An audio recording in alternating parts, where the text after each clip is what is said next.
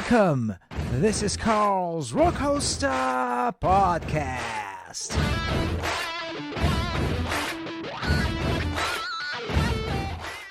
Isaac, my friend, good to see you. Welcome to the roller coaster. Thanks, Carl. Can't wait. I'm glad to have the chance to talk to you. I mean, we obviously bumped into each other during the summer at, I think it was Download here in the UK.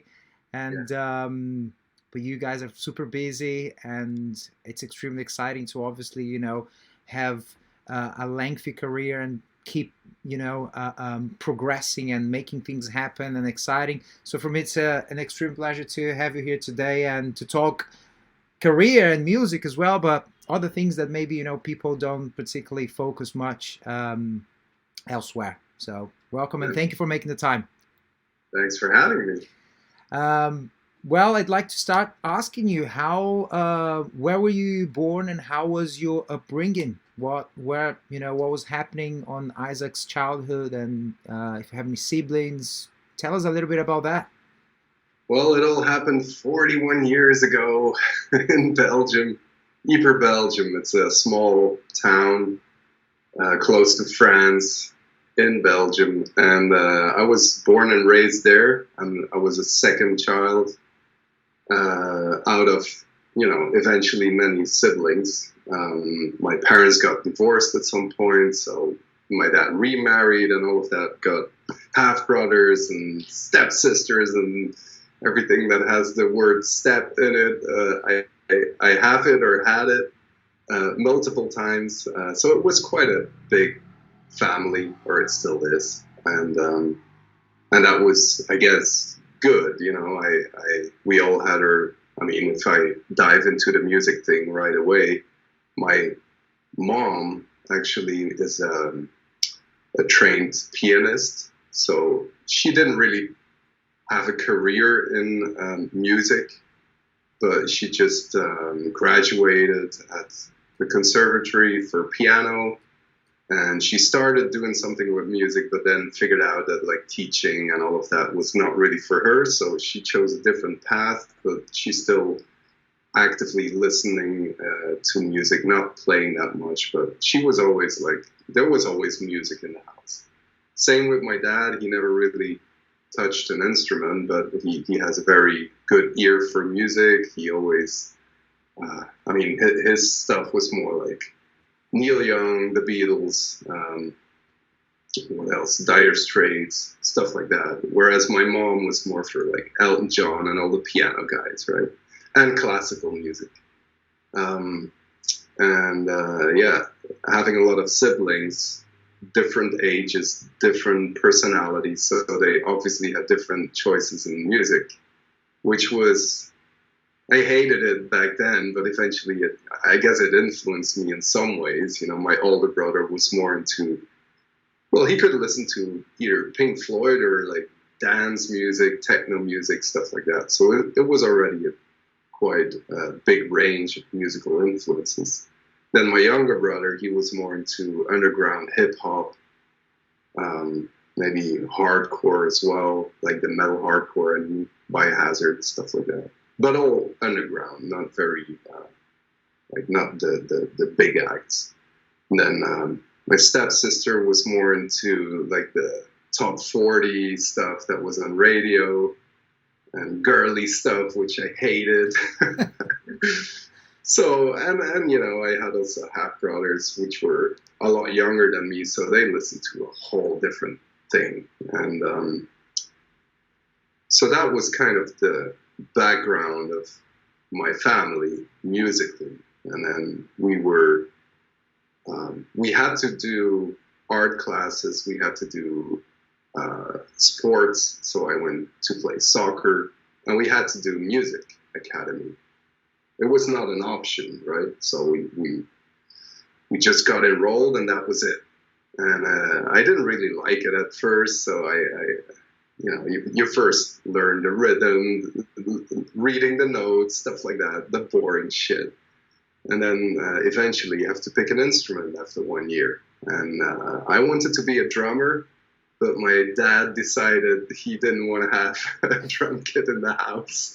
So he said, no way, just pick something else. So first I thought I'll get back to him and I'll choose trumpet or violin, because it's like really hard to play, and trumpet is, I'll just, blow the trumpet in his ear all the time. So he maybe changes his mind. And the third option was guitar, because my older brother was already playing piano and I didn't really want to do that. And a lot of my peers were enrolling for guitar classes. So eventually, out of the three options, I got assigned to do classical guitar. I was 7 years old back then. Wow. Yeah, 7. And that's what I did. But honestly, I hated every second of it. I didn't want to go to music academy. I didn't want to play guitar. So I just did even not what I had to do, just like the minimum of the minimum, just to pass. And obviously, I know that now because I've been a teacher for a while. Like, the best way to learn things is during the class. So I was just playing during the class, and during the week I didn't do shit at home. But still it worked. And I still didn't like it after years and years of being enrolled by my parents year after year. I preferred, soccer, and the art classes were cool, but music was like, whatever. I'll do it because I have to. But and that changed when I was around, I think it was around 14, something like that. So I also have to mention that by the time I was 11, doing my communion, my stepmom, who was a huge Dire Straits fan, Mark Knopfler, great guitar player, and I also liked that band, and the player, and she always said, like, you have to learn how to play like him, So every now and then in my room, I tried to find some way to play what he did, but I couldn't, You went to music academy, so you got the sheet music and you played exactly.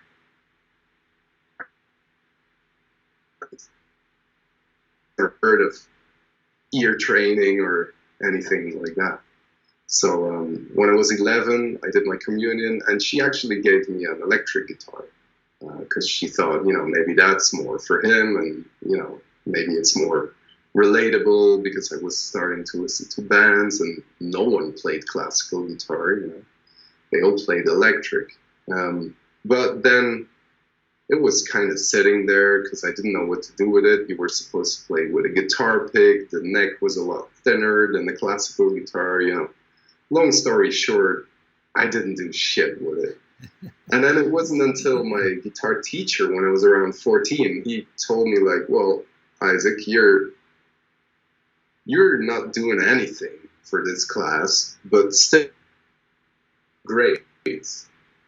So let's make a deal.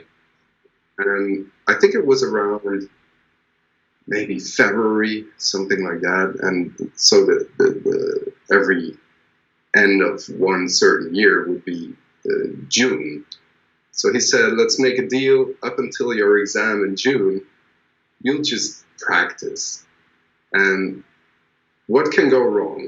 Either you'll still hate it, or maybe you become really good at it, and maybe you can do something with it eventually. And I think just that challenge, I'm an all or nothing guy, still, and I love challenges. So just that little sentence for me was enough to start practicing like a maniac. So that's what I did, and by June I got like really good grades, and I kind of left everyone behind, like playing really difficult pieces already. And I guess that was the point where I also put enough work into the practice and the playing that it became fun. Because before that, it was just going there once a week, looking at the sheet. Oh, what was I supposed to do? Okay, let's play it, But now I knew pieces by heart, or I could fool around with dynamics, stuff like that, because I just knew what I was doing more and more. And that was kind of the beginning. He was also the same teacher who, at one point, there was a short break during the year, and he came up with this electric guitar class. He didn't give the lessons himself, but he invited some guy who's really good in electric guitar, and he would teach us some songs. So I learned some Nirvana, some, I think, Offspring, bands that were popular back then, and obviously more fun than the stuff that we were playing with classical guitar, you know. So, and I guess that was where I already had the electric guitar. I could brag to other peers like, hey, I can play Smells Like Teen Spirit or whatever, you know.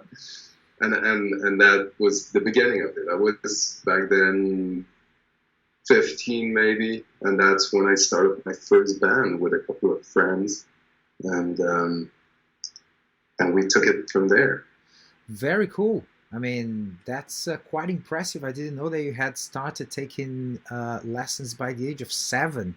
That's quite something. And everything that you've mentioned from home, the influences, the music that your dad was listening to, that your mom was listening to, that your siblings were involved. I mean, you got exposed to so much good stuff. Because I mean, I personally am a fan of the vast majority of the names that you have mentioned, you know, Yeah. even the poppy bands and the girly bands and things like that from the 90s. I'm a big fan, you know, and even dance music from the 80s. And not my forte, but you know, I have appreciation for that.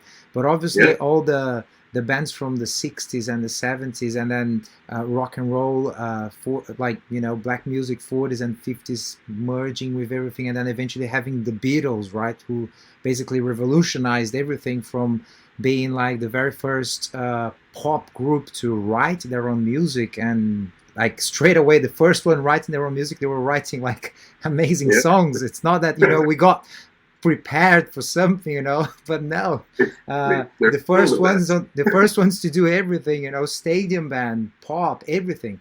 um, and still to this day, I mean, for me it's like, the Beatles are like on my top list of the acts that I most love listening to. um, and yeah, and what basically do you remember when you got like in touch with metal, when you listen, when you had like when you had some heavy bands coming into play, and then everything that you were studying on the instrument maybe you know, brought you into playing heavy riffs, as you mentioned, from Smells Like Teen Spirit, but perhaps getting into something a little bit heavier, and maybe even Mm. getting the interest on, you know, soloing, and getting into something that would basically become your life later on. Well, I guess it all started around 12-ish.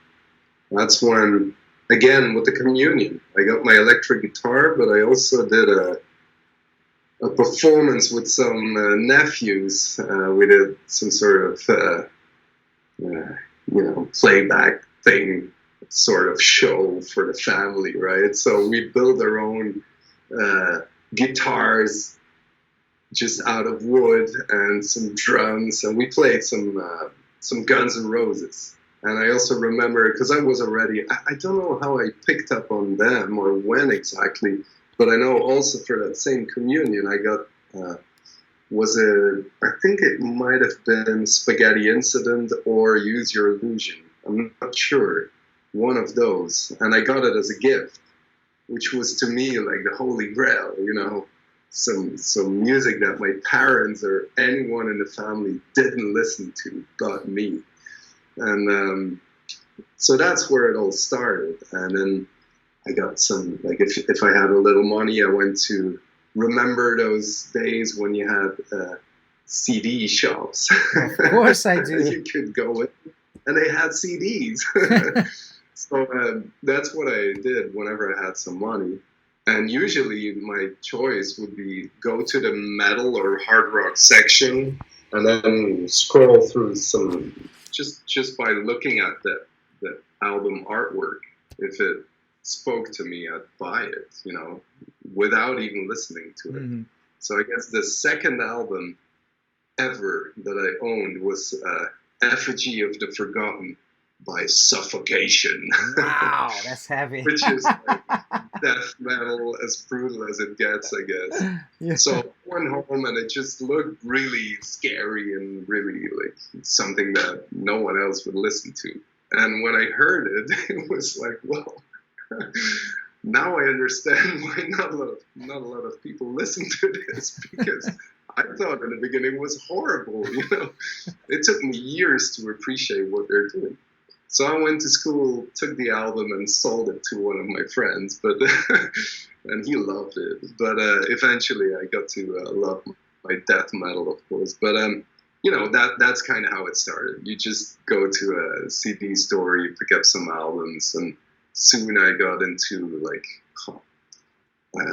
Dream Theater. I had a huge progressive metal phase where I would buy old albums that looked progressive because they had a very distinctive look, usually. Do you still have your CD collection from those days? Yeah, I still have them in the attic.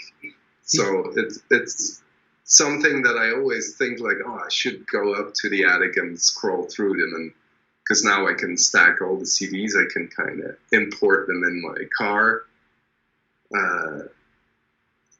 But I never do it. I still go back to the same albums over and over again.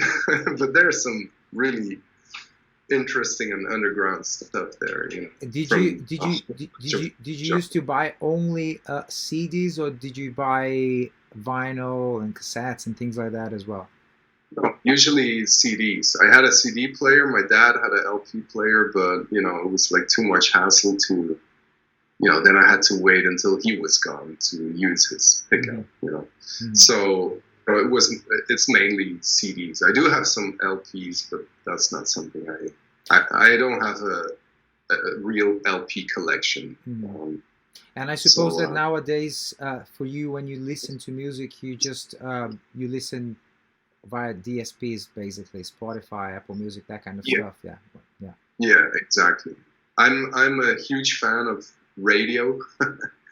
So I usually just listen to whatever's on the radio, except for the moments when I'm in my car. Then I go back to my classic albums, which are, as I mentioned, stacked there. And I just get inspired by not any radio station, I would say, but the one I listen to, it's a Belgian radio station called Joe FM, and it has a good mixture of really of a lot of the older stuff and then some newer stuff. Mm-hmm. So it's not the kind of some of these channels are only doing like modern stuff, or it's not like that. It's a good mixture, and I like that. Every now and then they also do like an 80s list or a 90s, whatever, Mm-hmm. And so I get a lot of different genres during the day, and that's what I like. When it comes to like, you mentioned inspiration, you used the word inspiration. When it comes to like trying to get inspired or sitting down to write music, do you follow any particular process? How do you approach songwriting? Is it something that you try to think of a theme, or you try to put some time on the day that you're gonna sit down quietly and let inspiration come, or see what comes out of where you played? How do you approach like songwriting? It's very hard to explain because it can be anything, honestly. It's so weird. Sometimes you're just, as I mentioned, you're listening to the radio, you hear something like, oh, and I write it down, in my notes on my phone. I'd write down this song, that artist, bridge. And then I have to go back on Spotify or whatever to find it, and maybe I even forgot that it was an inspiration or what I was meaning. Maybe it's the groove, maybe it's the melody, whatever. But it's like something that pops in my mind, like, oh, I can make this metal, some sort of 80s dance whatever thing, you know. Or other times it's like you say, you know, I'm here in my home studio, so I have like all my guitars, my gear. I have everything here. I can just switch everything on and grab my guitar, start noodling around, or maybe I have a thought, or I want to write a riff. Maybe I have a melody that popped in. Maybe, you know,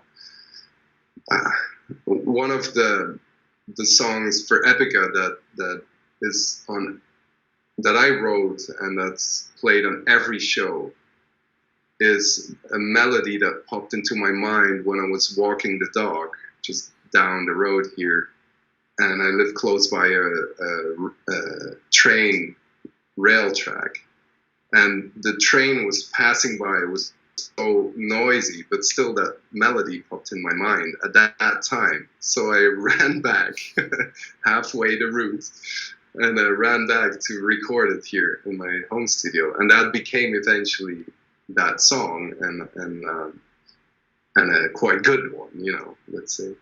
And so it's very random. Then other days I just pick up the guitar and I write a song in half a day, because it's a riff song maybe. And then I've had songs that I wrote over the course of 7 years, you know, that it takes 7 years, not constantly working on it, but just like working on it, putting on the shelf, coming back to it, knowing that, oh, I need to change this or that, and then you can't figure it out, and then it takes years and years and years to develop. Maybe you wrote another song in the meantime and you have a leftover, and you're like, hey, but wait a minute, if I use that idea and I come back to this song that is still on the shelf, maybe there's going to be a connection there. And sometimes there is, sometimes there isn't. Or you work on a song a whole day, you think you have the Holy Grail now. You know, like, finally, the monster hit. And then the next day you listen back to it, you're like, God, shit, forget about it. So it's very hard to explain where inspiration comes from. It's like, or someone tells you a story, you know, and you're like, oh, wait a minute, like this is interesting. So it's not always musically. It could be a theme or like whatever. It's a weird thing. Just for everyone here to go and check it out. Whoever is not familiar with Epica music, what song was the one that you ran back from the street that you had the melody that you guys play currently? That was Beyond the Matrix. Beyond the Matrix. There you go. The Matrix.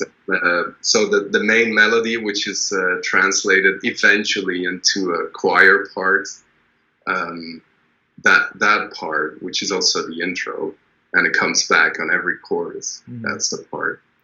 And then the rest of the song, I already kind of had, like, I had some pieces here and there, but it didn't make sense, you know. It was, without that idea, was one of these things that would stay on the shelf, you know. And suddenly it clicks, and it usually does when you do something that has nothing to do with composing or being creative or whatever. It's just walking the dog. And how do you, for example, when does it become like, I guess it's two questions in one, but do you tend to be, because obviously in general artists and musicians, they tend to always seeking the perfect riff, the perfect rhythm, the perfect melody, trying to come up every album you write, every song you come up, every idea, it's always that urge to, this is going to be, like you said, the monster hit, this is the one, you know. How do you manage your own expectations in regards to that when you're coming up with ideas and understanding that, okay, this is good, this might lead somewhere, or maybe this is leading somewhere and you've been working on this particular idea for a while and now it's time to actually get a demo, do a pre-production, and eventually, you know, produce to actually enter an album. How do you manage your personal expectation, and how do you observe yourself during the process to not overthink too much, of trying to kind of like perfect too much the song, or perfect too much the particular riff, and eventually maybe losing it, or just maybe shelving it. It's Hmm. yeah, yeah. Well, I think the key word here is honesty, and again, it's hard to explain, but whenever I have something that I have a little doubt about, you know, a little piece of the song that I'm not sure if it's totally right yet, and I send over the demo to the band, it's the first thing that comes to the plate. Like, yeah, good song, but maybe this part needs some more work. So, and it's been like that always. And it's been like that whenever bands reach out to me, or people who have a band and they need some advice, or can you listen to this demo, or can you help us out? And every now and then I do. And every time I tell them, you know, it's, but try this, or maybe this part is not really fitting, or whatever. Like 99% of the times, they're like, yeah, we know. And it is like that with me as well. So whenever you, yeah, it's a feeling, you know. It's like being honest with yourself. If you know that it's not right yet, then it's not right yet. And it's as simple as that. But sometimes it's frustrating if you have to be honest like that, because when are you satisfied, right? So, but whenever the song starts speaking for itself, I would say, which is a very, like, you know, it takes these kind of weird expressions to explain what I mean, you know, like when it becomes the song, so to speak, that's where you can let go and, like, okay, now it's good. The same with that melody that popped in my mind. It didn't matter if it was a choir or a violin or a guitar or whatever, it was the melody that started speaking. And if it would be, you know, it you know, every now and then you have hits which have la la la or blah blah blah, or which there's not even lyrics. There's an instrument playing something. So it's not necessarily about the message in that case. It's just the melody. And then other times it's the message. Obviously, it's like it doesn't matter what the chords are. It's like this is a very strong message. Imagine, for example, you know. Or knocking on heaven's door, for that matter. It doesn't really matter what the music would do. Of course, we all know it in that version, but bottom line is that the message is stronger. So it also depends on that. But then once you have that melody, and if it's a good melody which stands on its own, and you know, oh, it's fine, then at least you already have that. And then whatever comes before or after, you decide, do I want to continue with that, or do I want to break from that? You know, I have a strong melody. What comes before? What comes after? Maybe you want to start with a strong melody, so it pops into everyone's head already. And then if you've done that, you need to cool down, you know? And especially if it's a melody with let's say, vocals. After that, you want the people to, or yourself for that matter, to have a little break and have some instrumental thing. So that's the flow of how you write it. You think of what's the next step to take, and usually you can, it's like in life, what's the next step you're gonna take? You know, you have multiple options, but whatever decision you make, you'll end up somewhere. If it's a good place or a bad place, you'll find out. You can always turn back and take another exit, but well, not always, but usually. And it's kind of the same with writing. You know, it's not rocket science. It's trial and error. And if it works, it's sometimes, like I said, sometimes it's gonna work all fine, like decision after decision, and that's gonna give you a song in one day. And it's and still sometimes somehow somehow, a teamwork as well, right? Because you mentioned that you will send the idea to the band, and more often than yeah, not, it has always been very similar. The fact that they will say, "Oh, maybe change this or maybe add that." So you've learned yeah, during this process to obviously trust the people that you work with to a level where you know what they're saying. There is something to it, and it's not a yeah, one man's job or a two-sided people kind of relationship, because writing music, writing lyrics, yeah, and expressing yourself via music can be quite when people, it might be something they really enjoy, but it could be something that some other people doesn't really relate to, and this relationship sometimes there's a lot of emotion involved in music, right? So it's like, oh, but I really like this. I mean, what's wrong with it? And so it yeah, takes you into, it takes a lot to be able to be vulnerable, I suppose, as well, to accept that it might be something that you're really interested in. And that's when sometimes obviously different ideas and different visions um, for musicality, for development of different sounds and different even routes to take the music of a group or of an artist sometimes coming to into discussion, right? Because people change. yeah, When you're yeah, 20, you really like, there's things that stick, they stick on you, but like the older you get, I mean, the more mature you get. We always hope for that for everyone, anyway. And we absolutely. and we change. So like musical tastes, they will change. Something that you used to listen when you're 20 might not be the case that you might be blasting out nowadays, and that might Yes, influence your the output of your creativity as well.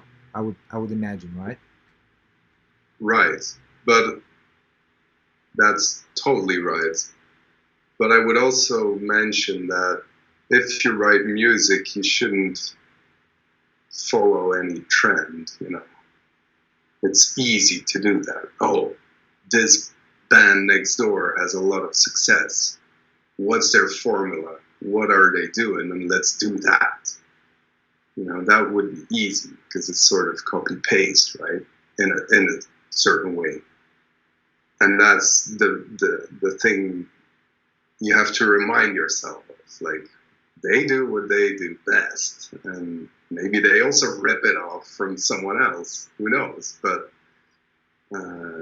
so I think in that way, just making the music, and it sounds very cliche, but we just make the music that we feel is good at that time, and some albums will be better than other albums, I suppose, for people out there, I guess, or I'm sure I've heard. And but still, it's like in that particular phase of our lives collectively as a band that we make this kind of music, and that everyone is happy with the music that we made at that point in time. Mm-hmm. That's the first thing. And then secondly, I would say that, yeah, we all change. We all, I became a dad. I have a lot more responsibilities as opposed to when I was 20. Sure. So there's a lot of, I can't sit in my home studio for 16 days like I used to. And I wish I could, but it's not the case. So I need to, make use of my time in a different way, which is fine. But also, I want to point out that we're 6 individuals in this band, and you could say, well, everyone has a different opinion, and it's very frustrating. Sure, it's frustrating, every now and then. It's like, well, I really love this, as you mentioned. Like, you really love something you wrote, and then someone says, nah, I would change it, or the vocal melody, it should be different. And you've been singing this in your mind for half a year already before you send it to the others, right? And you can already imagine like a crowd of people who are singing along, and the whole vision is there, right? And then someone tells me, but it's frustrating, but it's also like that when I write something, I could easily think of, oh, but this is where, let's say, the drummer can do his magic, because I can program some drums, but not like a drummer.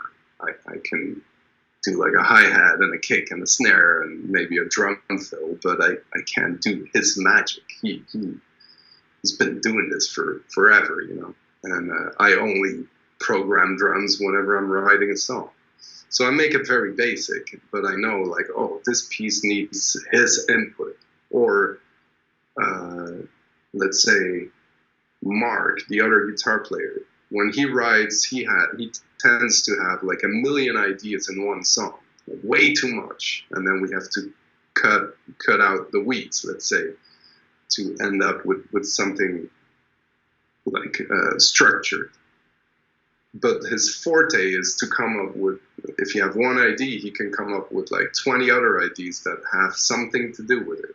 Well, this is also something you can use because I can't, you know.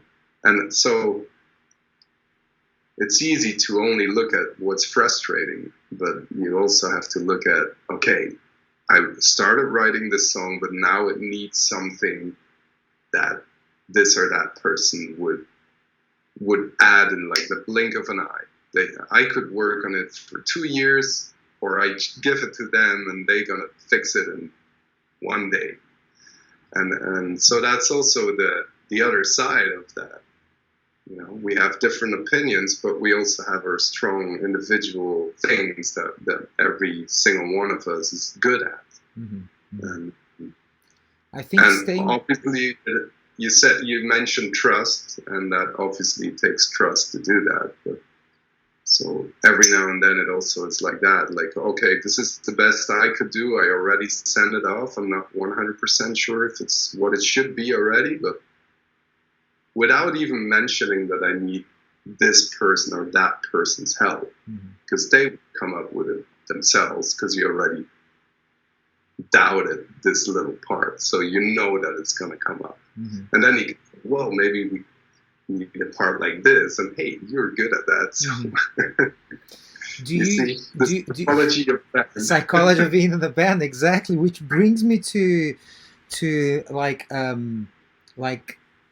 not necessarily a question, but like your experience with how to maintain, like, which will spill to other areas of life, which we'll talk about later, like a relationship and marriage and family and all that. But like within a band, within the group of individuals, how is there anything in particular that you observed from your career, on your career? Is there anything or any sorts of behaviors or approaches that you take personally that you end up seeing other people around you doing it as well, in order to maintain fluidity, maintain honesty, maintain 5 different people still focused and still thriving and still wanting to do what you're doing, which is write music, record albums, tour the world, and obviously face the difficulties that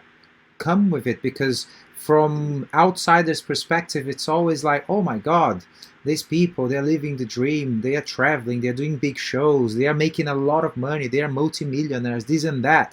But we know that there is a very good, there is a lot of truth in it, which is, yes, you're making a living out of something that you love, you're traveling with people that you like being around and all of that. But there's other sides of it that a lot of people don't see, which is being far away from the family and whatever things that might happen with each individual part of the group. But for you personally, Isaac, how have you navigated the ups and downs of a long-term career, being in a band, in a band that basically travels the world continuously, playing shows and recording albums? How did you deal with it all during your life? Well, it's not a very conscious thing, I would say. It's more like, sure, we have ups and downs for sure, but you always kind of keep in mind what what the alternative could look like, maybe. That's a thing. And also just that it's not as bad as you think it is, you know. You can get caught up in something if you're together 24/7 with some people that are not necessarily your best friends. Let's face it, you know. Epica is not a band that before starting the band we were hanging out in a pub, you know. We're located in 4 different countries. We're people that randomly, you know, like kind of ended up in that band. So it's not necessarily my best friend out there that I asked to play bass in my band, let's say.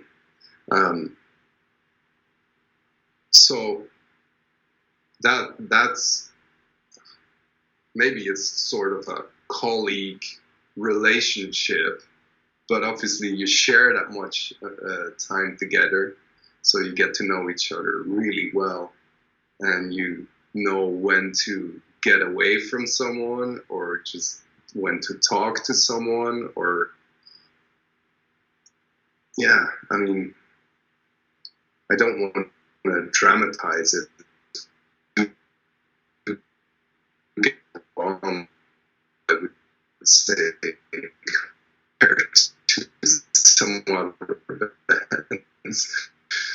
and I think that the low point, we realize we need to sit together and we need to talk it out, you know. And usually you don't come to a certain conclusion right away, but at least you can get things out of your chest and it's out there, you know, instead of being in your mind and making it bigger than it actually is.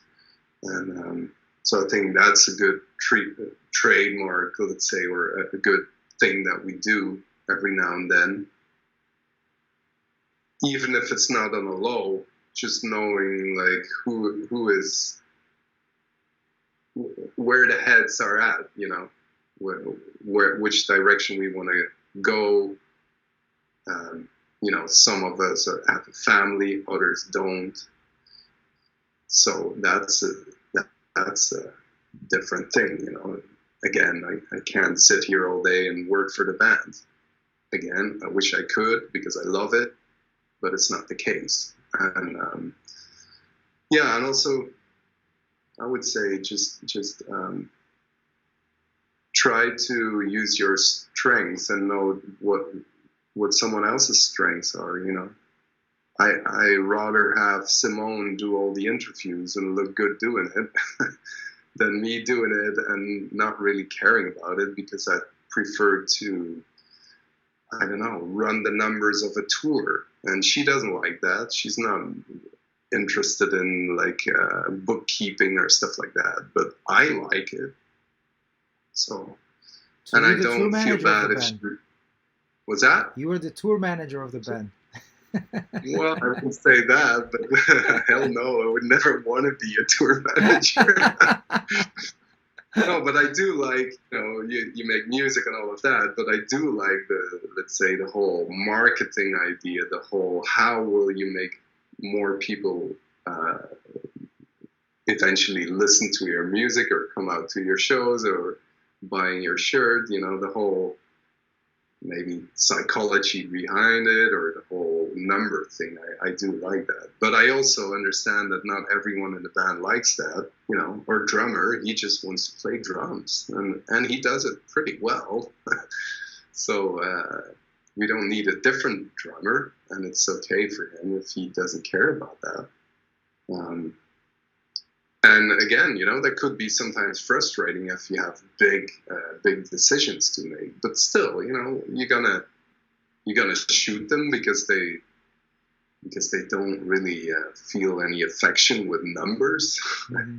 It's like you have to realize that we're still a band making music, and we try our best. And from the moment you start thinking, oh, but we need to earn more money, and we need to have more fun. Like if it always needs to grow, and if that's your fixation, then trouble's gonna arrive. You know, it shouldn't be your initial goal. Of course, you want to play bigger shows, or you know, maybe earn a little more than the year before. Who doesn't? But it shouldn't be your starting point, let's say. And I think we all understand that. I think we're all at a point where, yeah, we make a living of something that we love doing, and so everything that all the extras are nice extras, but if it doesn't happen, it's fine too. You know, let's say Of course. we're already happy the way it is, and of course you want to expand, but it's not the main goal. It should never be the main goal. It was never the main goal when I picked up that electric guitar when some friends asked me to start a band. Even though I already looked up to Slash and Guns N' Roses and thought like, oh, how awesome would it be to be like him, you know? But it's just the creation of music,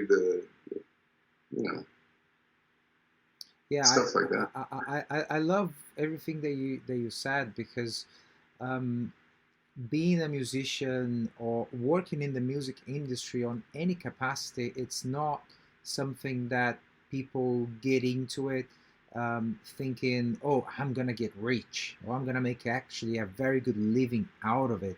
Most people get into it because of the passion and something that drives them internally, some sort of higher power or some inspiration, something that really touches them to make something out of something, you know, like out of an instrument or out of relationships or whatever it might be. But I relate entirely to everything that you've just said, because most people, whenever they are driven only by money, trouble ensues at some point, you know, because it's not a healthy way to live. And it's really great when you actually meet people, when you end up working with people that share the mentality of appreciation, of gratitude. Wow, I mean, we've got something pretty special here. Not many people can say the same. And obviously the grass is always greener, you know, that's that saying, you know, because people can always say, oh, but I wish I was playing arenas all over the world and not doing this, or whatever it might be the case. But we tend to forget the perspective that very few people get to do at the level that you do, that Epica does, you know, for a living, and stay. I'm missing the word now. Stay relevant on the scenario. Stay relevant to people, and keep growing and keep getting like bigger and better opportunities, because that's kind of like what it has been on Epica's career, isn't it? Like if you look back like last year and what this year has been for the band, I mean, it's pretty remarkable, the opportunities and the things that happen, that are happening. And that goes, obviously that, you know, finances, they will end up getting better whenever those opportunities and things are big enough, but you're not driven by that. And I think it's absolutely fundamental, especially in the world of ours, that we live in a world where, you know, people still, I mean, are completely taken by the mind and by the actual experience of being this creature called human beings, and we're so archaic, still believing that, you know, invading countries is the thing, and like killing neighbors, and like just it really puzzles me how stupid we really are. So it's really refreshing to actually hear what you just said, and with that in mind, how do you see this industry, which is it's very niche when you think about it, heavy metal, and it's something that in the foreseeable future, sometimes it makes me a little bit like, what is it going to happen? Where is this going to? Like, what kind of, I mean, I used to have a band myself. I graduated as a classical singer myself. I studied music and, you know, recorded albums. I was signed at, you know, very early on. I was doing a lot of things that I really thought that's what I'm going to be doing for the rest of my life. But back then, no, man. yeah. Yeah. Cool.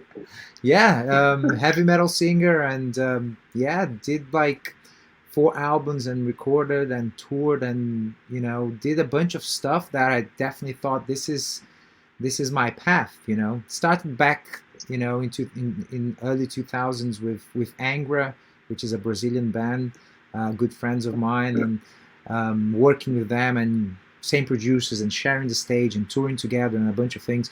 But back then, you would still sign a contract, say in Japan, and license a record, even though it's your first album. But the label would say, "Yeah, we're gonna sell 3,000 CDs, so we can actually give you an advance of $3,000, kind of thing." But nowadays, um, I mean, when I think about like, what can a newcomer do? Like the scene has changed so much, and it has been changing so much. Even in London, which is where I live, been living for the last 15 years, when I moved to London, there were places that I could go and play. There was a scene. Mm. Nowadays, all of those places are gone. They don't exist anymore.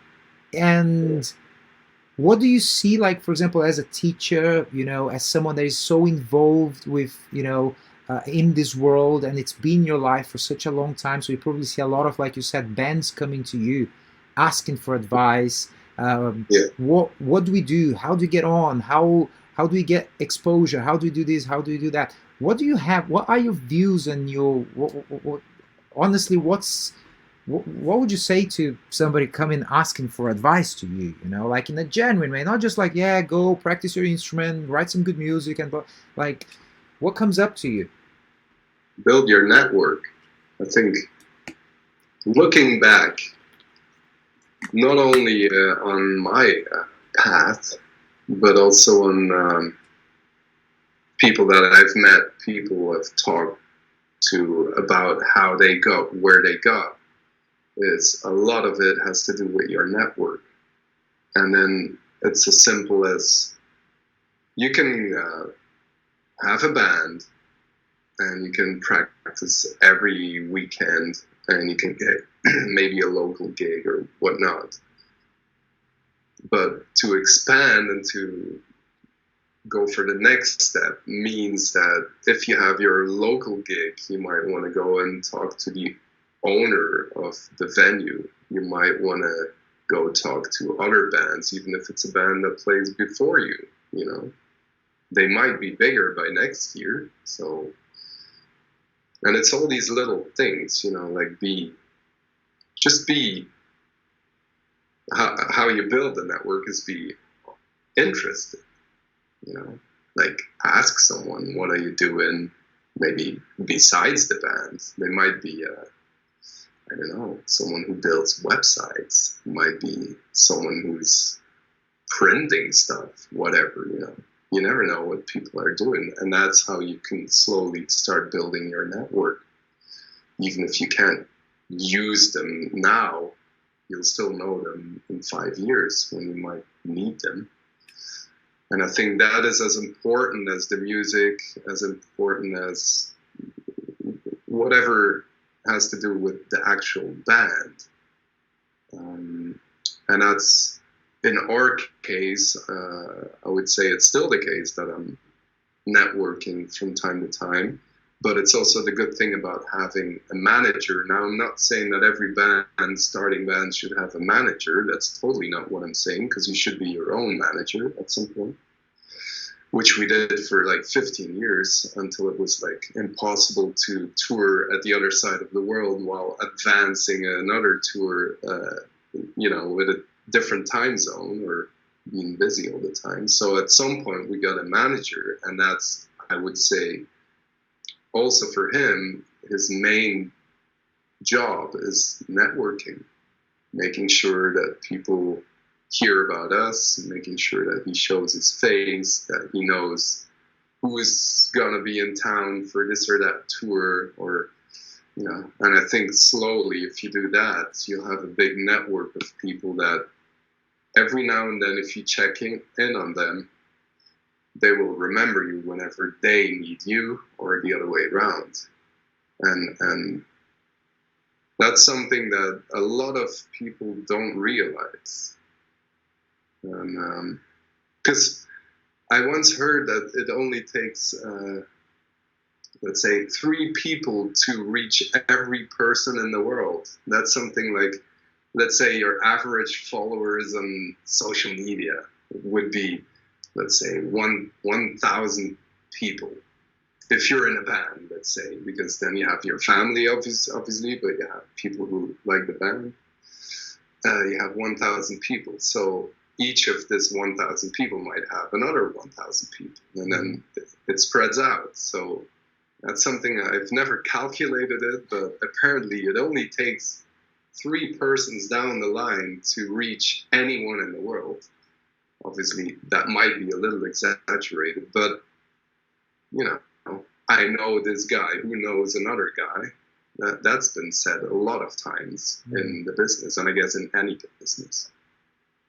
And so, yeah, of course, you need to work hard. You need to put in the hours and the work, and the music has to be decent. But there's always these complaints about a lot of people, like, oh, this band is not even that great, so how can they be so big? I don't get it. Well, probably they have the right network, and they talk to the right people, or they know the right people, or something like that. Absolutely, yeah. I mean, I firmly believe on the and again, I think it goes back to the beginning of the conversation when I said that it also has to be something genuine, right?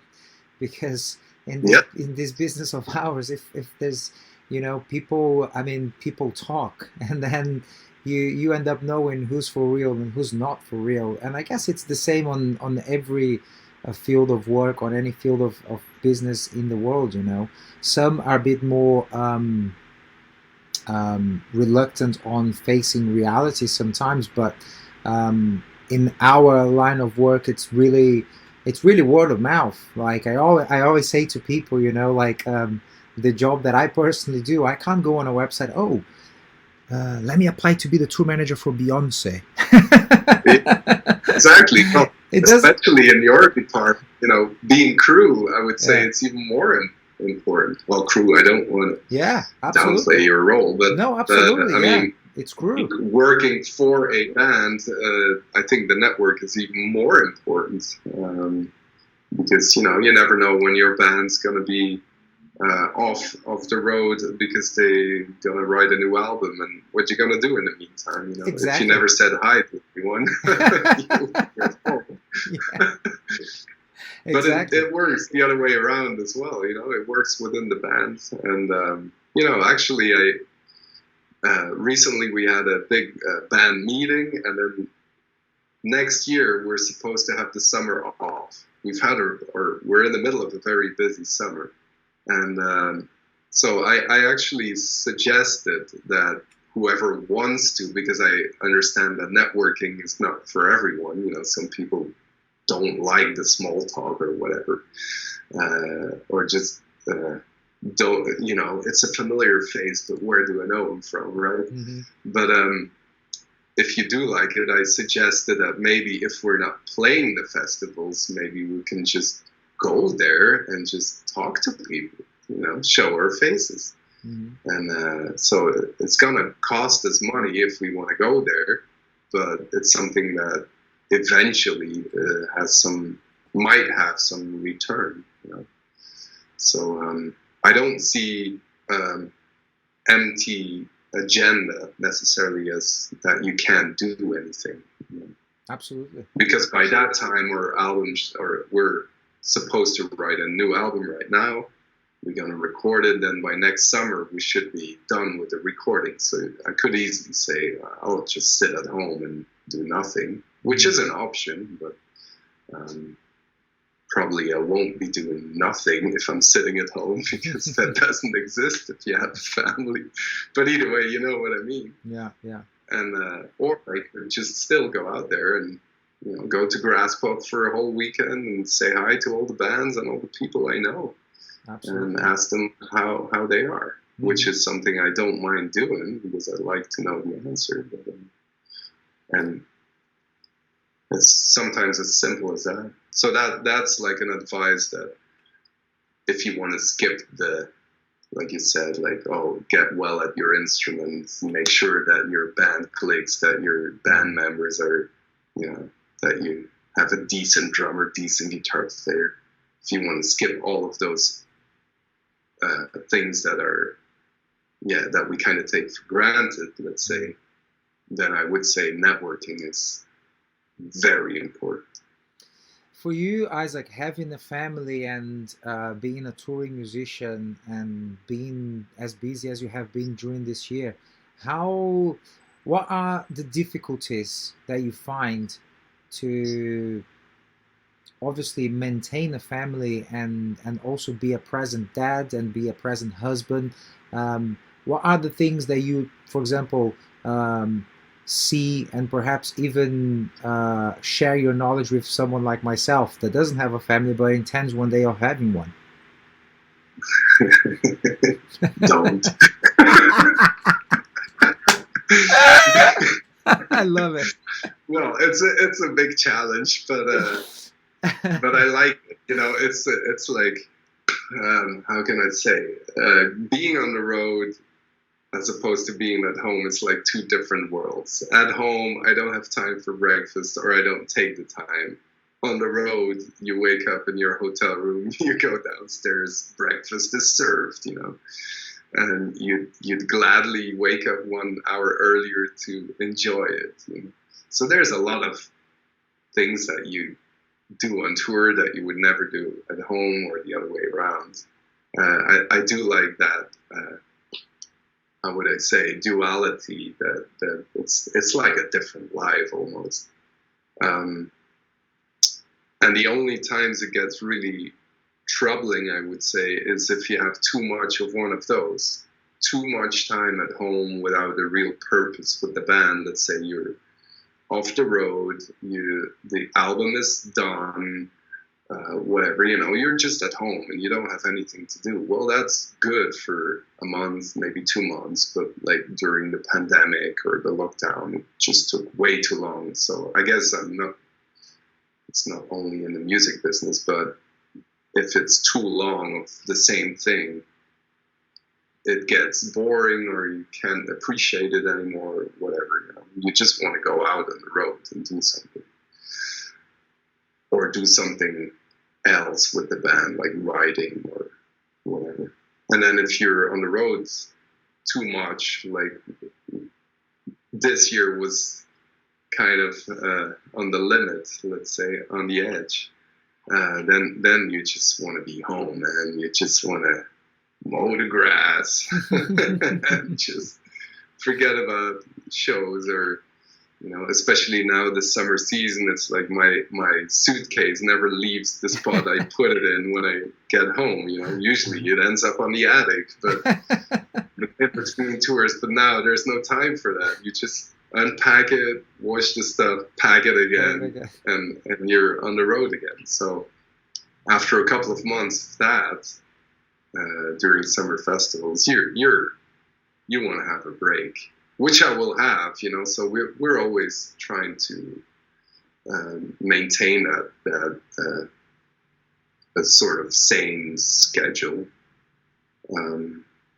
But sometimes you don't anticipate on it. You're like, oh, we have a tour opportunity there, and then after that we go straight into that other tour, and then in between we're gonna record an EP, and then we're off to summer festival, and then blah blah blah. But all these options get presented in a meeting in January, then one in March, then one in Mm-hmm. So you always say, oh yeah, fine, no problem, not realizing that you said yes to all the other options before. So you end up in a situation where you're like, when the hell did I say yes to all of this? and then it's time for a little break, which in this case is coming because we're focusing on the new album, and we only gonna do a handful of shows after summer, and then we have some writing camps lined up. So it's pretty much we rent a house in Holland.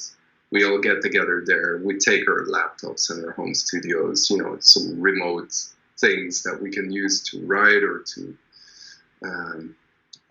go over ideas. We set up in different rooms, so I could walk into the bass player's room and say, "Hey, what are you working on?" So it's a very relaxed environment. And that's 3 of those sessions are coming up later this year. And that's about it. So I'll have a lot of time at home and a lot of catching up. But, truthfully, it's sometimes a challenge to combine it. Especially my wife, she's also working irregular hours, so it's not a 9 to 5. And having a kid, we rely on grandparents quite a lot during busy summer festival seasons. But they love it, so it all works out fine. But it's some managing on that level, like time management. But that's fine. When you're off road and not recording, you said that you teach. You have a music school, right? I used. Oh yeah, the online. The online thing. Yeah. I used to teach in person, but I quit that years ago because it was kind of too. Like, if you're on the road, you can't teach, and then if you're back home, you can pick up on it. So it was, for me, it was convenient, but for the student, it's like, oh, well, I don't have a teacher for 2 months now. So what do I do? So eventually, I just quit that. But I did start that online thing. Is that still active? Because it's still active, but not as active as I wanted it to be. I guess the whole lockdown COVID thing kind of stopped that. Because the idea, it's called College of Metal, and the idea is that the teacher is the person who either wrote the songs or who performs the songs. So in my case, I'm the teacher of only Epica songs, because I either wrote them or I played them and I recorded them. So the best person in the world to explain the songs of Epica would be someone who is playing the songs and recording them in Epica, and that's the concept. So I did those lessons for Epica, and then I had a whole bunch of people from different bands lined up to do that. But then that would happen when the lockdown started, so the recordings couldn't continue. And honestly, after that, also becoming a dad and the band's picking up again, it kind of was pushed back on the shelf. But it's still something I want to continue doing, because a lot of people ask me about it. It seems to be it's an interesting concept. Yeah, I mean, because you get a lot of courses where someone will explain to you how to play Sad But True by Metallica. But if Kirk Hammett or James Hetfield would tell you, that's a different thing. Or they can say, hey, this is how we recorded it, but now live we play it like this, or I play it like this because it's more convenient. It took me forever to find out, but, these little tips and or I started with this idea and then I changed it into what it eventually became, or that's something that no one else could teach you. Sure, yeah. Also, the personal relationship, even if it's an online lesson, but it's the actual person explaining it to you. You get to know this person just a little better. Yeah. And that small bit of information might give you a lot more information about where they come from, why they do what they do, stuff like that.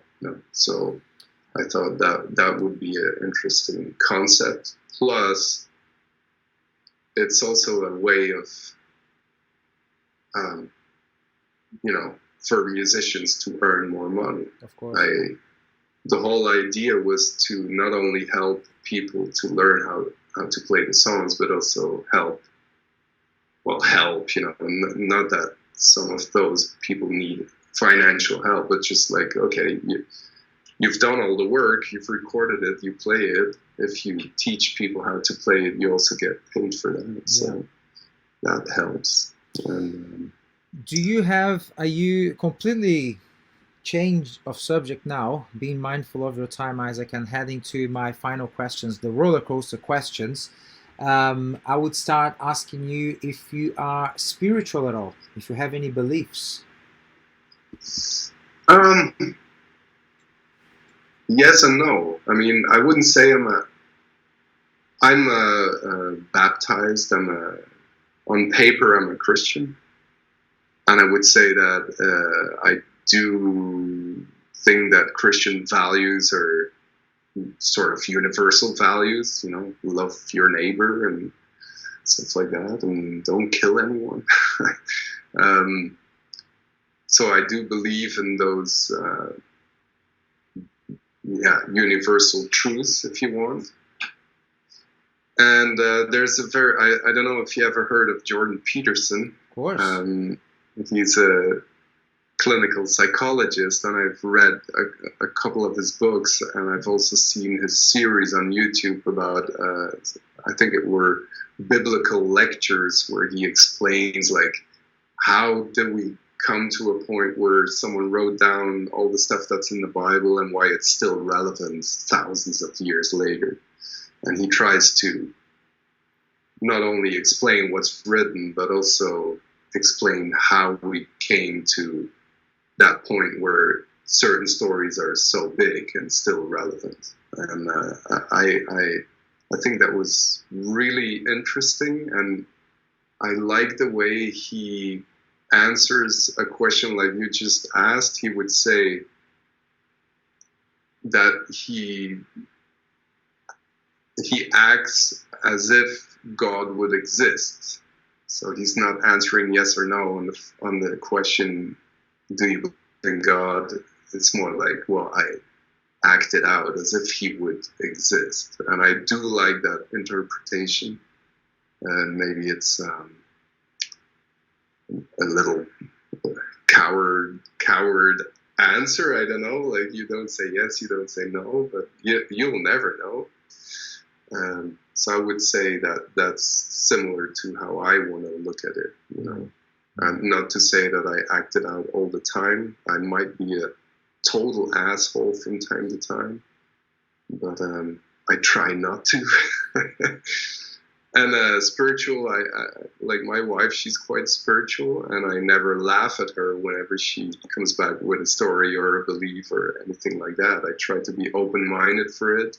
I think anyone who has read Epica lyrics also knows that we have quite some spirituality in there, and I do believe there's a good portion of those lyrics where I can relate with. But again, it's not something I'm actively searching for. It's not like I'm reading a lot of books about it, or that I'm online searching for spiritual help or anything like that.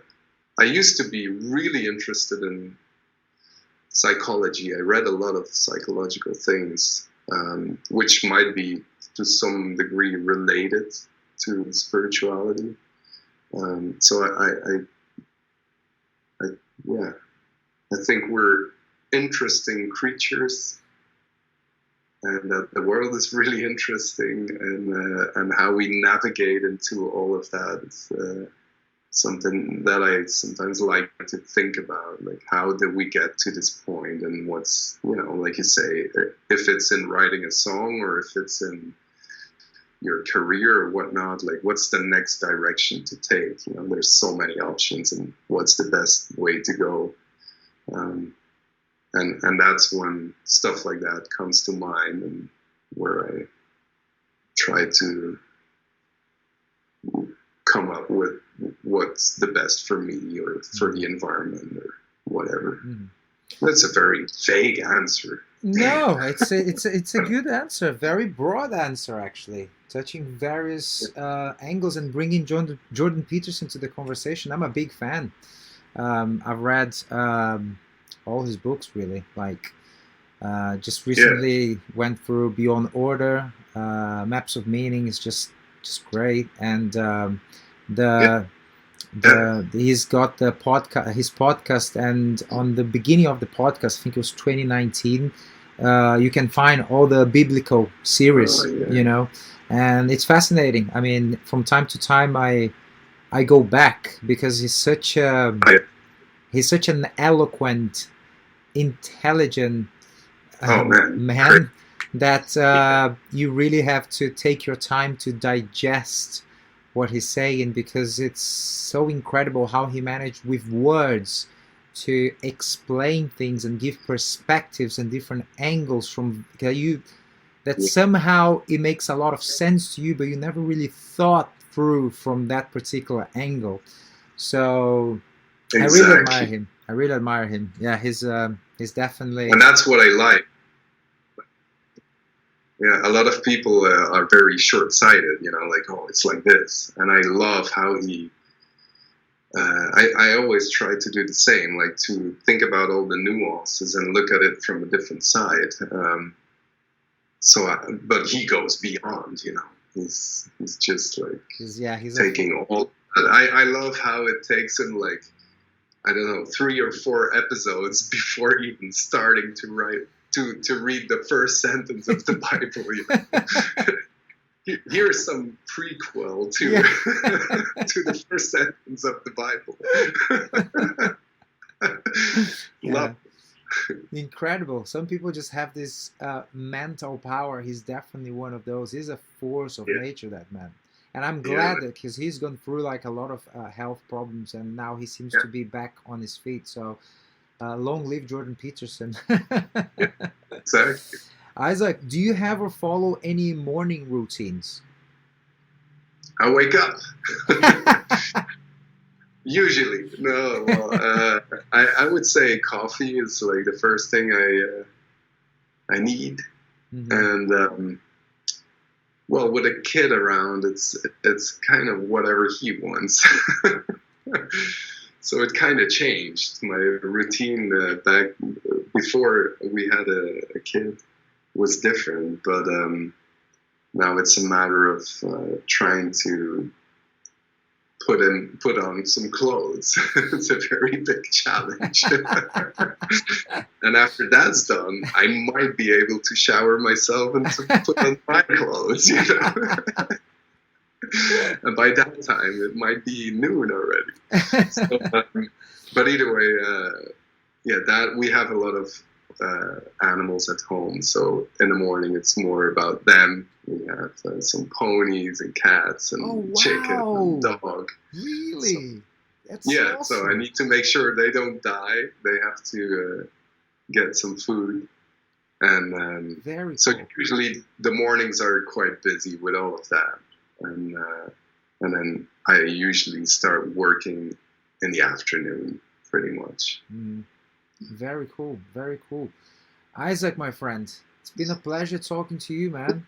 Totally. And I love the fact that the podcast gives this opportunity to actually get to know people more. I've had like friends on this podcast that we've spent like 2 hours talking uninterrupted, and I've learned from like that 2 hour more than I've had during the last 6 years of life, It's crazy. We like a couple of years ago with Epica, we started this Patreon thing. It was the same thing. We've been around 24/7 in tour buses all over the world, and then suddenly you get like a platform where anyone can do, anyone from the band, let's say, whatever they want. And I had exactly the same, like, oh shit, this person is also doing that, or So I know what you mean. I appreciate you. I appreciate your time. I appreciate the music that you do. Thanks for your time, and I hope to see you soon down the road. Yeah, definitely. At some point, we'll see each other again. For sure. Thanks a lot for having me. I hope you guys enjoyed this conversation, this podcast, as much as I did doing it. So if that's the case, please do follow on Instagram at rollercoastercarl, myself at Carl Casagrande, on Twitter, same thing, Facebook, same thing.